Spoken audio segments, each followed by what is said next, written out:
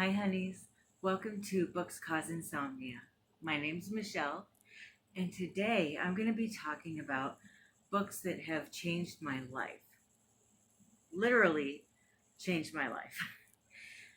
In some of the books, I will be mentioning different quotes in the books that really stood out to me, and part of why I do that is I feel like that gives you a really good scope of what the book feels like.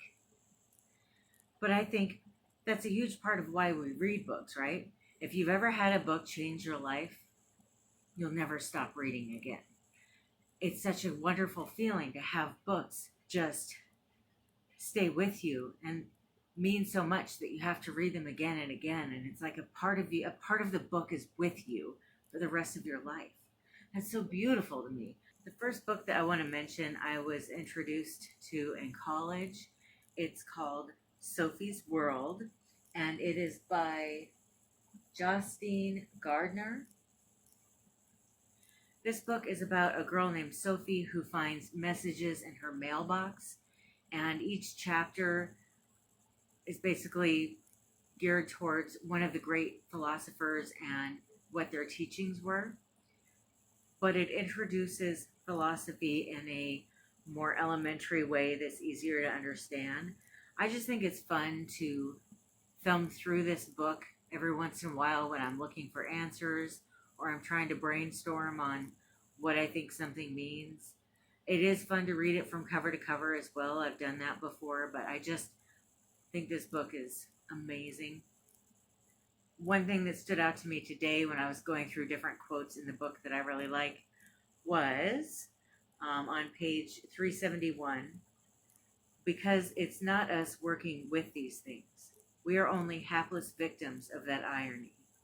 If an overgrown child draws something on a piece of paper, you can't ask the paper what the drawing is supposed to represent. So it's just this wonderful, easy to understand book about philosophy. The Giving Tree by Shel Silverstein. If you haven't read this, you need to read it. I'm just saying. I think everybody should read this book. It's about a tree that gives to a little boy and enjoys giving to him, and the tree keeps giving and giving until there's nothing left of her, but it's helped him. It's kind of philosophical in that way where it makes you question, is giving worth it if there's a cost that makes it to where at the end of giving there's nothing left to yourself? I personally think it's important to give with boundaries, but this book really did make me take a look at how much giving I had been doing in relationships. I got this book after a divorce, and it just really made me think about how much giving I really want to give, because at the end of the day, the only person responsible for someone's happiness is themselves. So I don't know if it makes a whole lot of sense to give and give and give and just give up yourself completely for another person, when at the end of the day, they're the only one responsible for their happiness. 1984 by George Orwell.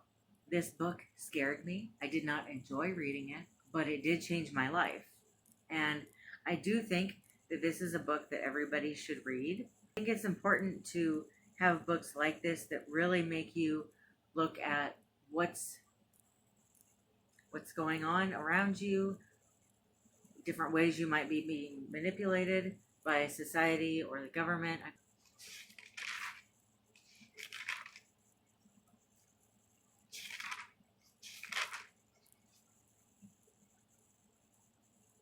There's a quote from this book that I want to tell you that I think would give you a really good idea of what the book is about. Unfortunately, I didn't write down what page the quote is on, but here's the quote. It takes corruption to achieve power. This is why I don't trust our government. I also don't care how others vote. We're all voting for the lesser of two evils, not for people we believe in, because good people either don't run or don't make it far when they do. That's a very small sample of this book, but it's very eye-opening. Okay, this next book, there's a little backstory to it, so let me tell you that first. I had a very lonely childhood. And that's okay. I mean, it made me who I am today. But I had two brothers that were older than me by quite a bit, 6 and 8 years. And they were both hockey players, and we were at hockey games all the time, on the road for hockey games. We were up in Canada a lot for hockey games and tournaments. During the summers, any trips that we took were for hockey camps.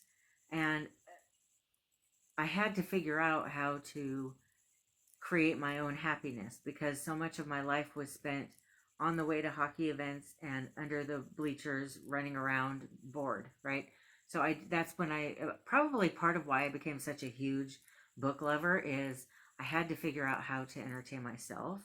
But one book that really helped me figure things out as a child was Alice in Wonderland. And obviously it was the child version. It wasn't the one that, is, it wasn't the bigger book, but I found I had a record of this book, and then I also had a book like this. This isn't the exact one. This is a newer one that somebody gave me. But this book helped me realize that we can create a world of our own in which we live in. And that whole theory and that whole way of living helped me grow into who I was as a child and entertain myself and find things to occupy my time, even though I wasn't in the most ideal situation for myself. It also really helped me get through the last year with the lockdowns and everything. I just think it's important to be able to create a world of one's own. And this was definitely a huge life-changing story/book for me. The next one is a book that I don't actually have with me, but it was White Oleander. And this book was a big life changer for me. My grandma gave it to me. The gist of this book is that people aren't always what they seem. And just because we trust someone or we want to trust someone, that doesn't mean that they should be trusted. It's a big life lesson, right? The next one is something that I actually just recently read. Big Little Lies by Liane Moriarty. I found this book to be very healing and cathartic. It's a book about abuse and why people end up in abusive relationships, why they don't leave sooner than they do, why they don't tell people about the abuse, why they don't call the cops. It was very healing, though. And the big takeaway message is that abuse can happen to anyone. It could happen. It doesn't matter who someone is. It could definitely happen to anyone. And I think sometimes in society, maybe not so much now, but maybe in the past, we tended to judge people that were abused for being this or that. And it's actually not the case. I found that message to be yet another path of healing for me. Another book that I read in college is The Grapes of Wrath by John Steinbeck. And I've heard a lot of people say, ooh, I hated that book, or I could never read that book. It sounds boring. Well, I mean, okay, but I definitely disagree. There's so much knowledge in this book. It was really good. It's about inequality. It's about injustice. It's about how hard some people have to fight to get the life that they want. But it does also have to do with perseverance, and there's a message in there that we can create the life that we want for ourselves, which after the year we all went through, this might be a really good book to read. A really good book to make you question what you really want, what lifestyle you want, so on and so forth. A story in here about a turtle on page 20, which is chapter 3, that I found really kind of sets one up for the entire book, but maybe just life in general, about a turtle who has some oats that he's planning on eating. He's going somewhere safe that he can relax and eat them at. As he's trying to cross the road, he gets hit by a car. The car flings him to the other side of the road. So not only does he have to start walking to a safe spot all over again, but he's lost his oats and has to go find more oats to eat. And it kind of feels like that's how life is in general. You will get knocked down. You will be told no. You will fail. Things will not go your way. That is life. And I thought that was an interesting way of describing it. And the quote that I wanted to read you This is just something I just find super fascinating. She started for the door, and when she reached it, she turned about. I'm learning one thing good, she said. Learning it all the time, every day. They talk very different in the book. If you're in trouble,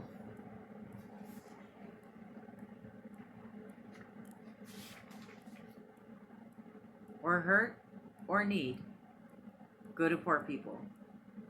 They're the only ones that'll help, the only ones. The screen door slammed behind her. And I find that's true, actually. If you go to the haves for help in a time of need, they tend to kind of close the door on you. But if you're needing help and you go to somebody who doesn't have a lot to give, they tend to be a lot more helpful. People who have been through things themselves tend to be a lot more helpful when you need help. And I think that's a very good lesson. Anyway, this book is, I think, amazing. It is a look at history. There is a lot about inequality, injustice, racism, the rich versus the poor. All of that's in here. The Vanishing Half by Brit, Bennett. I guess my takeaway for this was there's two types of people in this world. There's the kind that live in their own truth, and there's the kind that live in a lie. And I mean, it seems so simple and so obvious, but I guess I hadn't really realized that before. There are a lot of people that live a life that's a lie. And I think it's important to figure out which one you are and which one you want to be. And I think it's also important to surround yourself with people that are also going for the same thing you are. The quote that I like in this book, or not the quote, but one of the quotes, is on page 336. The white shotgun house appeared, looking the same as she'd remembered, which seemed wrong, since her grandmother would not be sitting on the porch to greet them. Her death hit in waves, not a flood, but water lapping steadily at her ankles. You could drown in 2 inches of water. Maybe grief was the same. It's a really beautiful way of describing what grief feels like, what losing someone feels like, and I feel the same way about my grandmother. She's been gone for years, and I still miss her every day. The Winter Sister by Megan Collins. I have a lot of messages in this book and that's why this book changed my life. It was about how some parents can be so completely selfish when it comes to their children. It was also about the fact that things aren't always what they seem. I learned to not always assume that my perspective is correct. And then also I learned that you can't save other people. They have to save themselves. Just like we're in charge of our own happiness, same with saving people. You just have to let people make their own mistakes, live their own lives, and save themselves. The quote that I wanted to read you from this book is on page 236.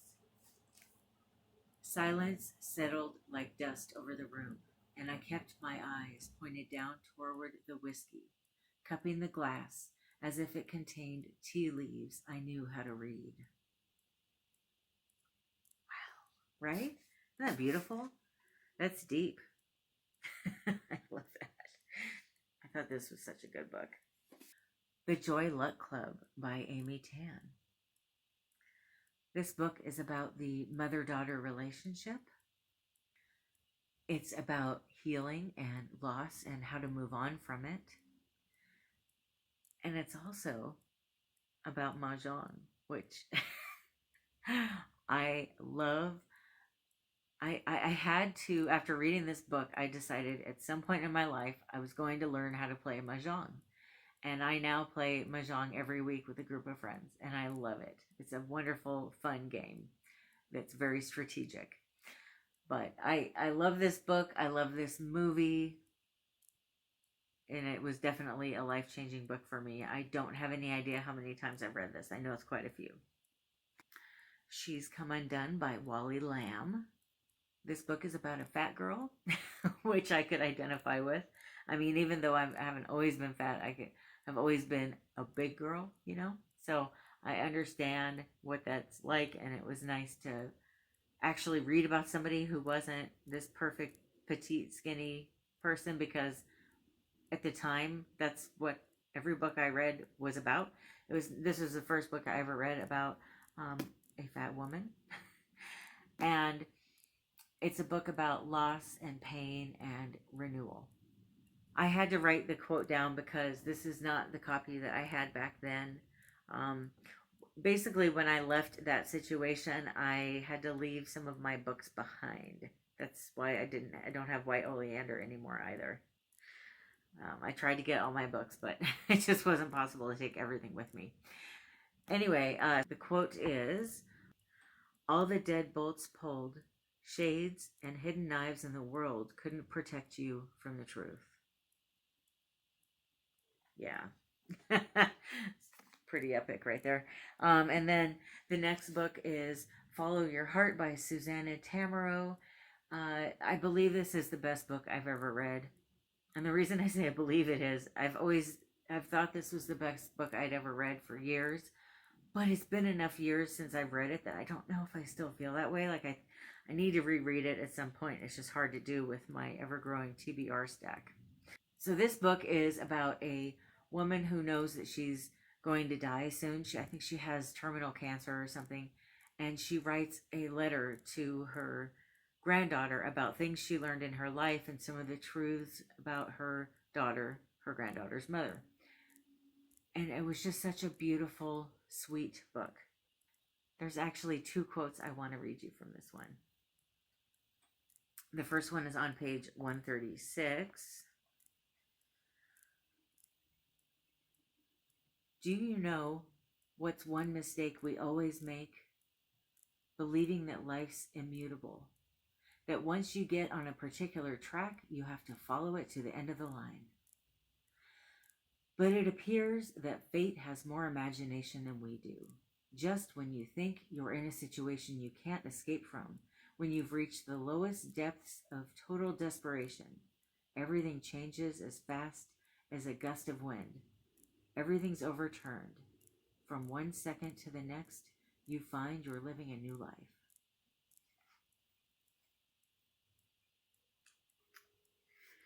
And the other quote is on page 177. It's a short book, too. It's not even 200 pages, I don't think. Oh, sorry, 204 pages. What did I say? 177. Okay. Everybody makes mistakes, but if you die without ever having understood them, you've lived your life in vain. The things that happen to us aren't ever gratuitous ends in themselves. Every encounter, every little event has some meaning. Self-knowledge comes from willingness to accept new circumstances, from the ability to change direction at any given moment and leave old skin behind, the way lizards do when the seasons change. It's a really good book. I'm not kidding. The last book is Paint It Black by Janet Fitch. I've got 3 quotes from this book, but this book is about a woman whose boyfriend commits suicide, and she's trying to help his mother, and ends up kind of having to answer a lot of uncomfortable questions and getting the 3rd degree a lot and that kind of thing. But it's such a good book, I think. And I just found out it was made into a movie a few years ago, so I'm going to try to find it and watch it. But I don't know what quote this page, or what page this, I don't know what page this quote is on, but it says, whenever she thought she could not feel more alone, the universe peeled back another layer of darkness. Sometimes reading that stuff, it's like it makes you feel less alone, just knowing somebody else felt that way at some point to write it down. Do you ever feel like that? Page 168. Nobody knew anyone else's private world.